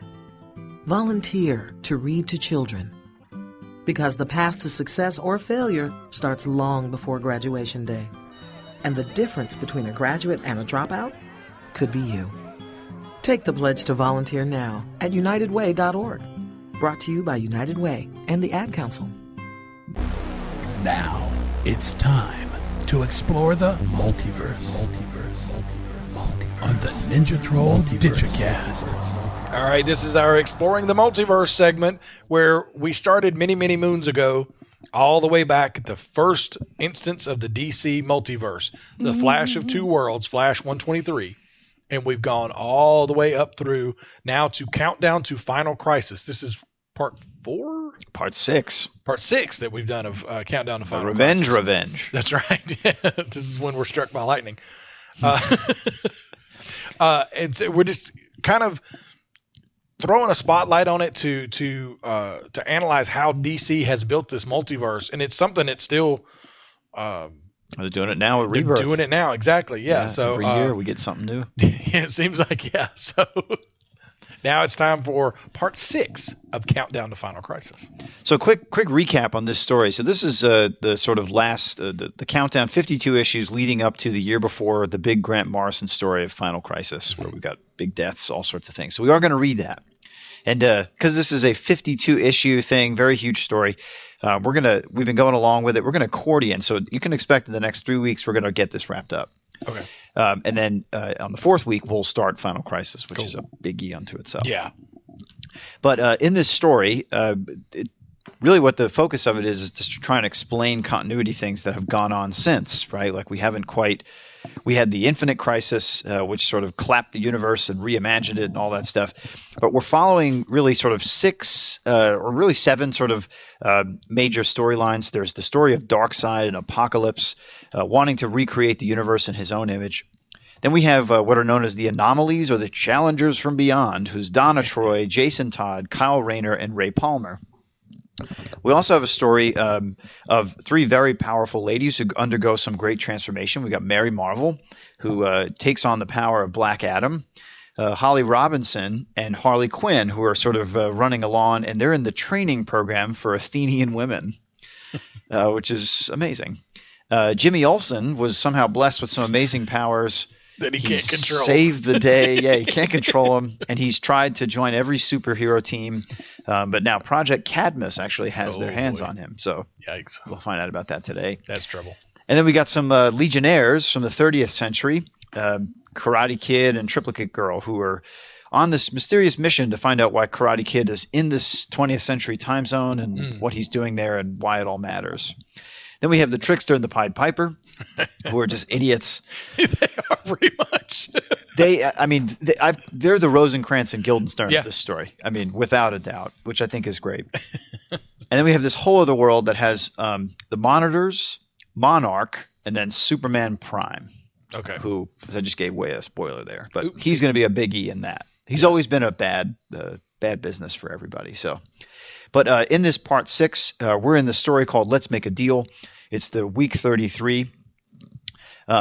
So what's gone on now is, the Flash has captured Piper and Trickster, and is really he's hearing that now, like maybe there's another plot. And of course, this is Wally West. This is Wally, yeah. Yeah, because Bart Allen is dead. So Piper and Trickster are pleading that they are innocent and that Deathstroke's put a bomb in their neck and that basically if they do anything wrong, they're going to blow their heads up. But it also sends sonic signals. So like they're like going, it hurts. And then Wally's like, what's wrong with you? Which totally sounds like something that Deathstroke would do. Totally. Yeah. You look crazy, but you're really dying. But they make a deal with Wally, and Wally's like, I don't know why, yo. I believe him. Okay. And he sort of takes them at their word. They're not doing their normal shtick. So that's where we leave that. And then now in the sort of microverse, Donna Troy and Jason Todd, they free Ryan Choi, the Atom, and Bob the Monitor, and they defeat Belthera. Now what's really cool is right at that moment, as they're like going to really defeat her, Kyle Rayner arrives in the Palmerverse to give them a hand. Ha.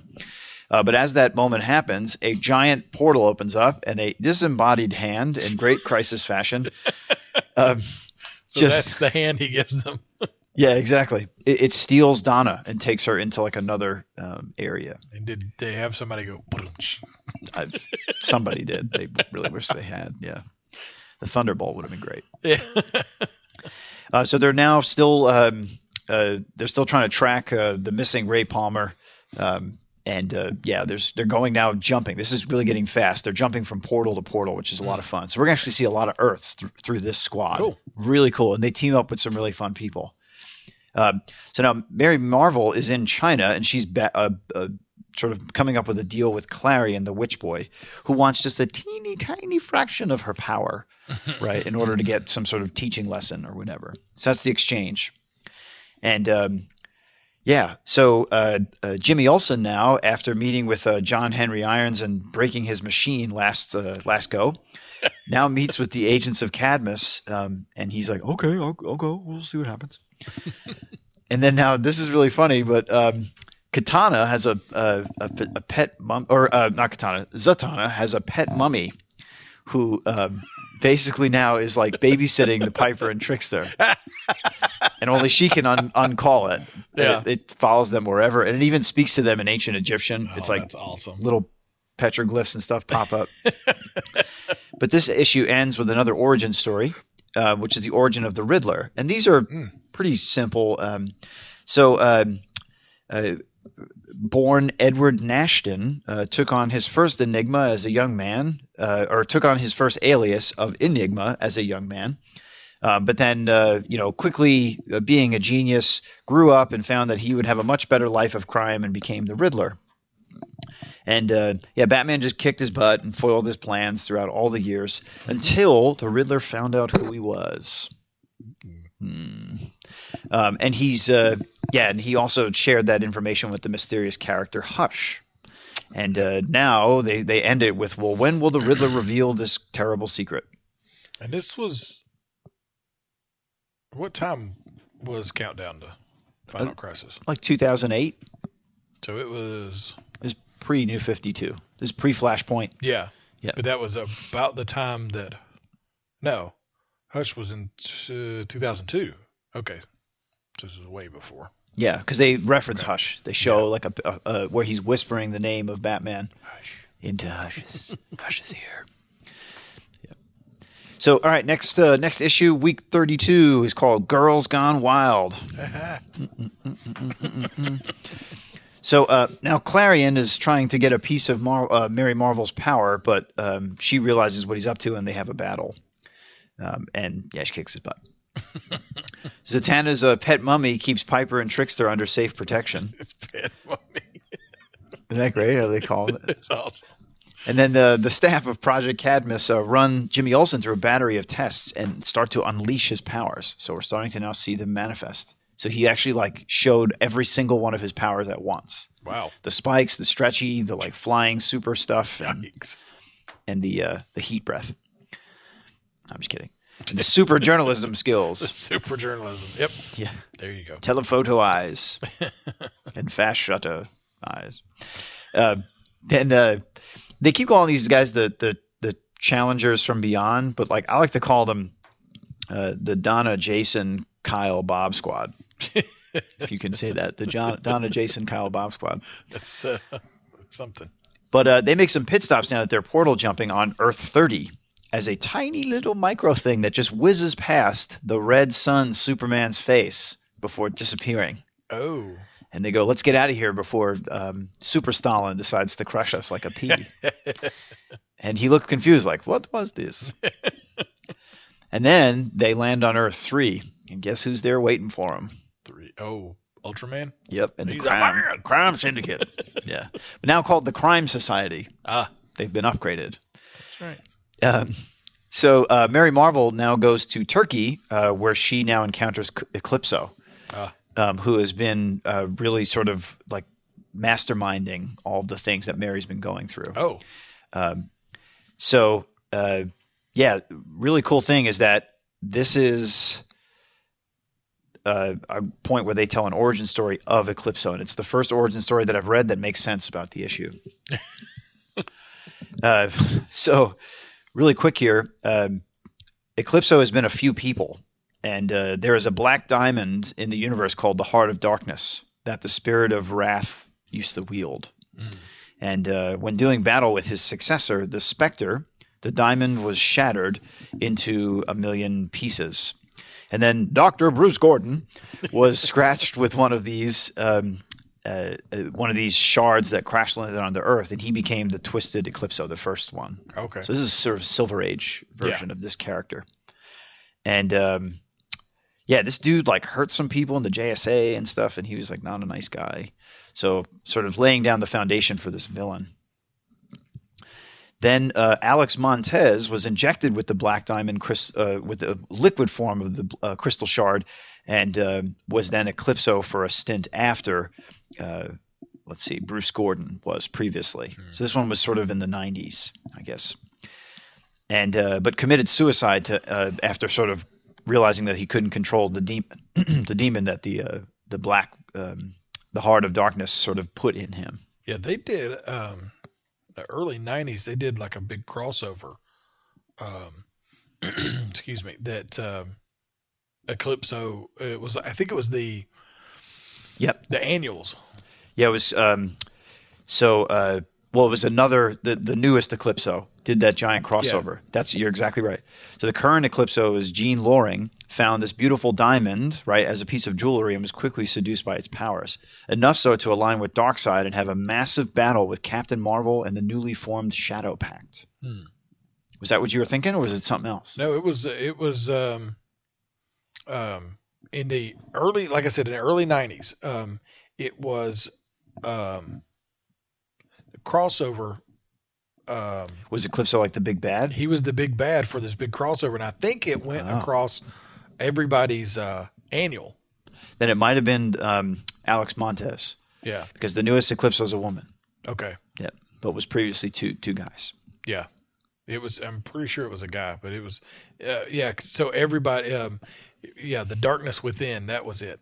Company-wide crossover around the miniseries Eclipso: The Darkness Within. He was not simply Bruce Gordon's dark half, but a vengeance demon who had possessed Gordon. Oh, so this goes back to the original. Yeah. So this is Bruce Gordon. Yeah, wow. This is the early 90s. Cool. Yeah. Oh, so and everybody in each book, they changed. He changed each one of them. So Wonder Woman in hers was bad. It went across. Yeah, it was all the annuals. Is 1, 2, 3. Wow, 20 of them. Damn. Yeah. That Eclipso was in. Yeah. So no minor character here. Yeah, he was. They did that for a while during the early 90s. They would their annuals were like either a theme or a big crossover. Like Gotcha. this Eclipso, there was a year that all the annuals were Elseworlds. Oh, cool. Then there was let's see what else they did. They did there's some other crossover I can't remember. I don't remember. There was some other crossover that they did as part of the annuals. So they used the annuals that sometimes people would pick up, sometimes not. So hey, let's do a gimmick with them to make people buy. Make a big story, and then they'll buy all 22. Yeah, exactly. Yeah. There's your trick right there. There it is. Well, we get this information, and it really helps us to understand because after this major massive battle with Darkseid and Captain Marvel and the Shadow Pact and the Spectre, she was imprisoned just to orbit the sun with perpetual daylight on her, so she couldn't do anything. Yeah, she couldn't use her power. But her crystal, she still has it, and she's allowed to peer and whisper to people with it. So she's targeting Mary Marvel right now. So that's what this all is. Cool. All right. So now, week 31, it's called New Frontiers. Back on Earth 3, the Donna, Jason, Kyle, Bob squad now team up with a hero from that planet, the Jokester. Oh. Yeah. To fight the Crime Society. Oh, man. And he's good, and he hits them with hammers. Like, he hits Ultraman with a hammer. And he's a good guy, and he says good things. So it's funny. Jason Todd kind of looks at him strange, like, I don't really trust you, dude. Yeah, he wouldn't. Yeah, no matter what you are. Now, Harley and Holly embark on a pilgrimage now after surviving. They were in some like major Mortal Kombat Coliseum style and were both the winners. Athena granted them the rights to be champions. And they're now on a pilgrimage to Paradise Island for special training because they're moving up. Now, this is really funny. Mr. Mixelplex disappears from Zerf, the 5th dimension. Zerf. So now we're going to have some interplay. There's like a little moment there, like, meanwhile, in the fifth dimension. Oh, man. And then he disappears, and they're like, where's Mr. Mixoplex? So now Mary falls deeper into Eclipso's influence, and now actually able to, I don't know if she's quite free yet, but like she can show herself. I don't know if Mary's freed her yet. I can't quite tell. Okay. But she, basically she like just kills these troops in like Slovakia somewhere, and it's kind of a brutal scene. And Mary's like, oh my God. But yeah. Karate Kid and Una, right? I guess it's not Gravity Girl, but Miss Snip. I forget her name. Saturn Girl. Okay. They meet Buddy Blank, right? Who they had previously from what is Buddy Blank a part of? Buddy Blank. Yeah, he's what organization is he a part of? It was from last time. Oh man, I forgot. OMAC Project. Oh. Let's see. What is he a part of? Oh, I wish I knew. Oh, man. This is killing me here. Okay, it's Elias Orr. He's referred to as OMAC. Oh, okay. Well, then that'll be it. So what they understand why... Oh, he was... I'm sorry. He was the Checkmate. original... He was the when Jack Kirby created OMAC, it was Buddy Blank. Oh, so he was the one-man Army Corps. He was the one-man Army Corps. And it's Checkmate organization as well, because like as Karate Kid and Una are coming in, he's like, well, what will Checkmate think of this? And then he says that into the radio. All right. So they start asking him about Brother Eye. So apparently we've been told in a previous issue that Brother Eye has sort of the answer as to why Karate Kid is so special. He's on this journey to find out why he is where he is in time.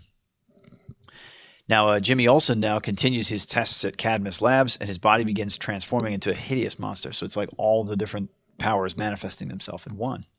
And then the Donna, Jason, Kyle, Bob squad with the jokester disappear to another Earth when Ultraman says, I hate that. Who am I supposed to kill now? But moments later, this is perfect, Monarch comes through a portal to Earth 3 and says, I can help you with that. And they all said, yeah, who says? And basically Monarch says, it opens the portal bigger, and all of a sudden this siege weaponry just comes through. And he's like, I have a gift for you. So he recruits the crime society to now sort of join him, showing him his army. And while this is going on, monitors at the Vanishing Point witness all of this on their screen, and they're outraged, right? They're like, we got to do something about this. This is it. This is not going to happen. And the issue ends with a history of Joker. And now, this was great. It was written by Mark Waid and drawn by Brian Boland. Oh, wow. Just 2 pages, but still. But enough, yeah. And it wasn't the greatest, though. It wasn't the greatest story. So the way it rolls out is because they want to always be elusive with the Joker. Yeah. He's standing there holding cards, and on the cards there's the one where it's the comedian origin, the thug from Crime Alley, and then the Red Hood. And those are like the 3 sort of main prevailing things. And it shows him that this is what people think of him, but that, Batman did kick him into a vat of chemicals, and how his face transformed into what it is. Yeah. And that's where they leave it. Really bizarre. I guess it's to help us understand the jokester.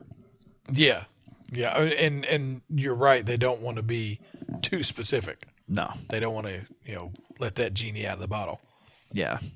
Yeah. And that ends that. So now week 30, it's called Family Feud. And this is a good one, really quick, but fun. So Buddy Blank brings the Karate Kid to see Brother Eye, and they have a conversation, which is cool. So we're going to find out some more information. And now a massive group of villains, and this is something that was also going on.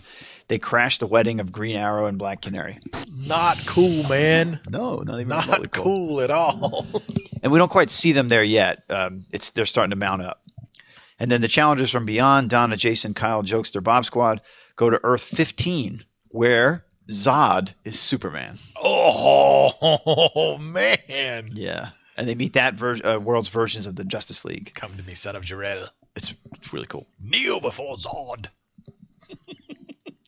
I am the Lord your Zod. Then Athena now brings Holly and Harley onto a cruise to Themyscira. Okay. But before they can sit on the Lido deck, they have to fight through an ocean of sea monsters. This is such a cool story. I mean, it's like the fact that Harley Quinn's surviving all this is, and Holly Robinson are involved. Yeah. But this issue ends with the origin of Zod. Cool. Which is cool. So he was the son of a great Kryptonian space navy admiral who was the commander of the KSS Doomsday, apparently, in the but now defunct space navy. Zod was a part of a small group who launched an ill-fated coup against the scientists in the government who voted down Jor-El's notion that Krypton was unstable. So really cool that they align each other. He was then sentenced to the Phantom Zone for life for his crimes. And then from there, he witnessed his homeworld explode. And just before it did, Fort Roz had flown into the Phantom Zone intact. While there, his animosity had grown, and he started to blame Jor-El for getting him in prison and not allowing him to help save his world. So from then on out, he takes it out on his son. And yeah, he stole the line. The son of Jor-El will kneel before Zod. All right, next issue. Another country from here, which will be week 29 as we count down. The Earth-hopping team of Donna Troy, the Donna, Jason, Kyle, Bob squad, continue to explore the new multiverse, finding out who they really are and what it is that they want to do. And they now appear unconscious on Earth 8 in the Slovakian Palace. This is a special place because they introduce new characters here. Nice. Now, a monitor who's just fed up at Vanishing Point sees them do this last jump, grabs a gun, and hops a portal to try and catch them. Now, Holly and Harley do battle with a megalodon and kill it, and a leviathan, and they're on the beach with a staff. How are they have no superpowers whatsoever? How are they able to do this? I think they've been blessed with some. I guess because they won, maybe they must have some imbued them mojo or powers. ambrosia or something. That's making them great. But anyway, because they have no superpowers whatsoever. No, it's not even close. So now back where Jimmy Olsen is on New Earth, he's sort of getting out of the Project Cadmus stuff, and he finds the new Newsboy Legion down in the sewers. In the sewers. And he finds out what it is that he can do. This might be his team. Oh. This might be what he does awesome. And how he becomes super and leads them, which will be really cool.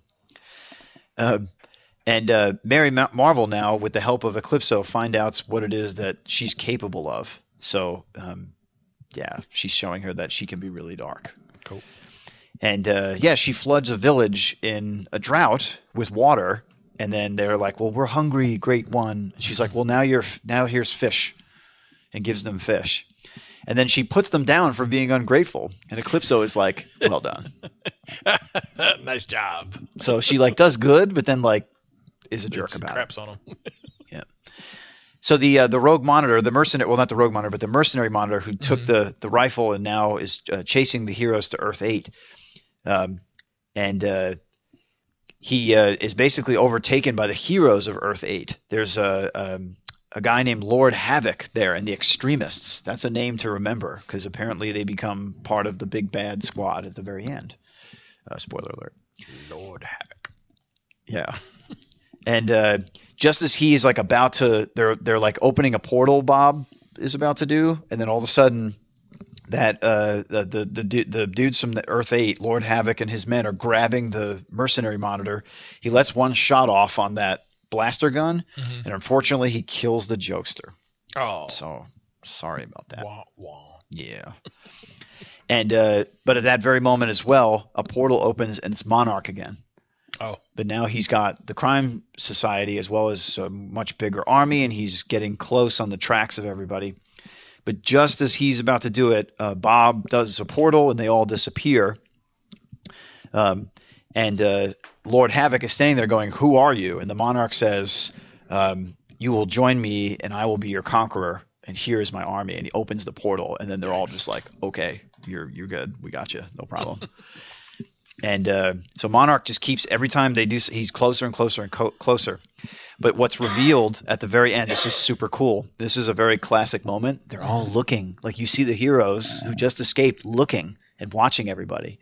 So apparently Bob didn't have enough power to escape, so he just made them disappear. And they're off now watching. So they're going to see what happens on Earth 8. And Earth 8 is going to become this sort of stage for Monarch to really sort of build and launch his offensive. Launch his attack. Yes. And then it ends here with a very kind of ho-hum thing about the Penguin. Origin of the Penguin. It's the same origin we've heard forever. It's the same one. Bullied as a kid, hates Batman, owns a nightclub. Yeah, he hasn't really changed all that much at all. Nope. He's got a thing for birds. And it's an out of place. Yeah, exactly. It's out of place, and that's kind of it. But the breakout in this story is Lord Havoc and the Extremists. Cool. Because you see at the end, they launch a spin-off series. Oh, okay. From that. So that's going to conclude our part 6 here. But like we said, we've got 3 more installations that we're going to do. So we're going to round up 28 odd weeks of story, because it gets really fast from here. Yeah. I've actually read ahead, but like this is a good stopping point because then we can do it in nice chunks. Cool. And then we're on to Final Crisis, Timmy. Cool. And that's a big one. So yes. That's the what they referred to as the Crisis trilogy. That's like the third part, the end result. Well, this is a crisis unto itself. But everything keeps changing anyway, so it's like, how can you just you say, oh well, the Crisis on Infinite Earth, Infinite Crisis, and Final Crisis is the Crisis trilogy, but there's been like 1,000 other crises. What are you talking about? Yeah, I know. So, I don't they're everywhere. So, but that's going to wrap up our Exploring the Multiverse segment. Before we get out of here, we want to give you our picks of the week. Mine is BattleBots. Season 2 is coming to ABC. Oh my God, really? If you're like me and you like watching robots chew each other up and bash each other to death, it's coming back. They had a little, almost like a preliminary play-in game it was a couple weeks ago. There was an episode where most of the spots in the tournament are full, but there's a couple open. So they had like a triple threat wrestling match. They had 3 teams in at one time. So you weren't just fighting one other bot. You had 2 in there that you were fighting. That's awesome. And the winners from those went on to be in the tournament. And it premieres on Thursday, June 23rd at 8 on ABC. Oh, it's awesome. It's so much fun to watch. It's some of the stuff that they come up with, and they're using drones now. Oh, flying bots? Yep. Even better. There's one that has a flamethrower that shoots down, so that it gets right over the other bot and just melts its circuits and stuff. Oh man. They can use flamethrowers. They can use axes. There was one last year that I thought was really gonna take everything. I think it was called I don't remember. It started something that started with a T, but it had a big lawnmower blade on it. So anytime it got close to anything, got close to it, just rip it up. Yeah, just tore. It was it was so bad. It was Tombstone. It was called Tombstone. And it just tore through bots. But the problem was, the more as it was going through the tournament, the more damage it took. There was only so much they could repair it, and it got stuck. Its drivetrain went out, so it was just kind of sitting there. Oh, doing nothing. Yeah, and if you're immobile for a certain amount of time, you're disqualified. You're counted out. Yeah. Wow. Well, I don't actually have a recommendation this week, so I'm going to double down on that one. The reason is that my cousin Matthew Silverberg out in California is a producer on that show. Oh, is he? Yeah. Wow. Yeah, that is cool. He's always working on gigs, and I just, I see on his Facebook every so often stuff come up. I was like, oh, BattleBots? Like, dude, tell him I absolutely like Emma and I both absolutely love that show. All right. Well, I've watched when it was originally on like Comedy Central or some cable channel. Yeah, like it was like a Spike or something. I feel like that was. Yeah, it may have been Spike. Yeah. Yeah. It was a long time ago, and watched it and loved it, and then I'm surprised it's now on a major network. Oh, in prime time. It's all my cousin. It's all his. It's all his. It's all doing. his So genius. you tell him good job. Yeah. I mean, he's worked on MMA before and cool. American Ninja Warrior. And it's set up that way because the competition show but the commentators are MMA. Actually, one of them is Kenny Florian, ex lightweight champion in the UFC. So he's that's your life after that. Yeah, and he does pretty good in commentary. So he does his homework. He's not like just reading cards. Yeah. Yeah. He knows about the bots and knows what they're trying to do, and it's so much fun because you see these teams that have put these things together, and watching them when they get just torn all to hell.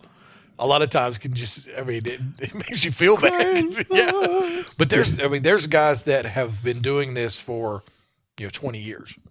And there was one, I think it was on, I don't remember if it was last season or whether it was some of the play-in games, but there was a NASA engineer. Oh my God. That was doing it. So you got to kind of have like a little advantage there. But if you're a NASA engineer, yeah, it's a lot of fun to watch. So yeah, Emma and I both love the show. So well, now I got to watch it. Yeah, he's gonna be like, dude, I heard you shout out. What do you think? I'm gonna be like, oh, it's great. Tim, how was it? It is awesome. That's how. And they have the arena itself has hazards. Oh yeah, I've seen it. Like where flames come up. Yeah, and there's a saw blade. There's saw blades on the corners, so you can get caught on those. And it was one that had a problem with that in the play-in games. It was designed by a guy who'd been doing this forever, and it had a pretty devastating. I think it was an axe that it had on it that was tearing things up. But he got in a big head of steam, and he rammed into one of the hazards and got stuck underneath it. Oh. So now he's counted. He can't move. He's counted out and he's done. Oh, man. So it's one of those things like that. It's karma. Like any given Sunday. It's like, I mean, you got to play the game and stuff like that can happen. And people that haven't, that are like rookies, something like that can happen. Be champions. Yeah, exactly. Oh, that keeps it exciting. Yeah. So it's a huge amount of fun to watch. So that's coming back Thursday, June 23rd. So 2 weeks. Is it 2 weeks? Yeah. 2 weeks. 2 weeks. Yeah. So, and that's going to wrap up this week's edition of the Ninja Troll Digicast. Remember, for all the latest news from all around geek culture, make sure you follow us on social media, facebook.com/Ninja Troll Digicast. We're on Twitter at Ninja Troll Show. And Instagram at Ninja Troll Digicast. We're on the YouTubes at youtube.com/C/Ninja Troll Digicast. And you can always visit us at NinjaTrollDigicast.com. And while you're there, click on the subscribe to iTunes button to get the Ninja Troll on iTunes. Make sure you join us next week. Same Ninja time, same Ninja channel. You've been listening to the Ninja Troll Digicast. Tune in next time when you'll hear Tim say, 60 seconds to midnight. 60 seconds to nowhere, baby. You have all become victims of the evil midnight bomber with bombs. Hey, pay attention! This is the Ninja Troll Digicast, the defenders of all things geek culture. Don't go ninja, nobody don't need ninja.